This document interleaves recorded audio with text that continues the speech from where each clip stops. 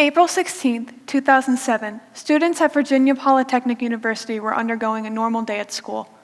Unbeknownst to them, at 7:15 a.m., a call came into local law enforcement saying that there had been a murder of a college freshman and a local dorm attendant.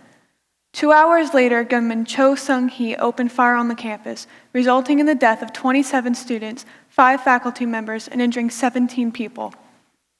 On April 20th, 1999, 2 students at Columbine High School unloaded over 1,000 rounds, resulting in the death of 13 people and injuring 20.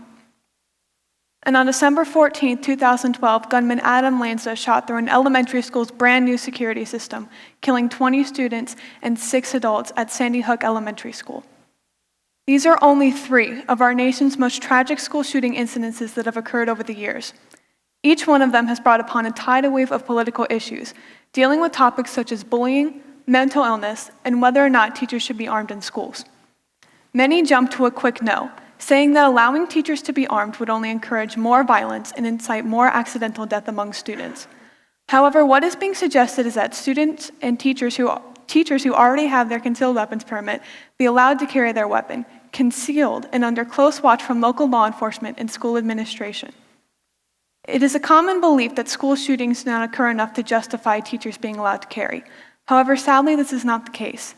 Ever since Columbine in 1999, school shootings and mass murder-suicides have been on the rise. This phenomenon is known as the Columbine effect.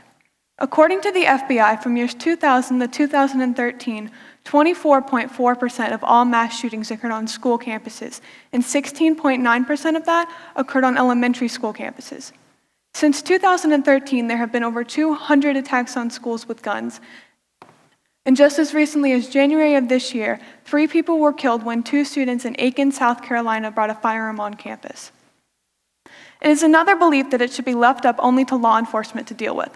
However, according to Police Magazine, active shooter response time for local law enforcement is 18 minutes, and an active shooter scenario is over in 12.5. If these statistics are correct, then that means that a school shooting will be over minutes before law enforcement can even arrive on scene. David Tweed is superintendent of one of the first schools that allows teachers to carry in Harold, Texas. When asked about the issue, he said this: "Critics of the program will say things like, 'Guns and kids don't mix.' They believe that the only people who should be armed are professionally trained individuals. These are people who believe in a police state. They believe that the only people who should be armed are law enforcement and military, and I think that that's scary at best." It is another belief that teachers may one day snap on students and attack them. However, according to Everytown research, 56% of all school shootings occur by students at the school, and a vast majority of that other percentage is students who have once attended or previously graduated the school. These statistics show that the chances of a teacher snapping are far less likely than a teacher defending his or her students in the case of an active shooter. In conclusion, one of the only sure ways to protect staff and students is by allowing teachers to be armed on schools. Even if you don't agree with this, there needs to be at least one armed personnel on campus at all times. Schools in the Middle East already allow teachers to carry, and although they go a little to the extreme by allowing teachers to carry fully automatic machine guns, school shooting incidences and attacks have dropped drastically.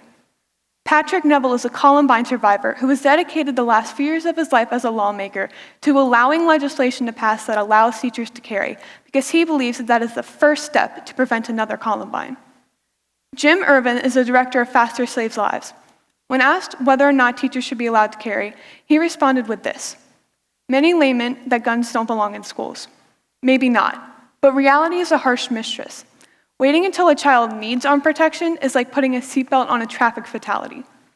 Organizations such as the Sandy Hook organization are dedicated to educating the public on signs to look out for in a potential school shooter. However, nothing is being done to educate the public on what to do when it inevitably happens in their schools. Columbine, Sandy Hook, and Virginia Tech are 3 tragic incidences in our nation's history. Let's learn from them instead of repeating their mistakes. Thank you.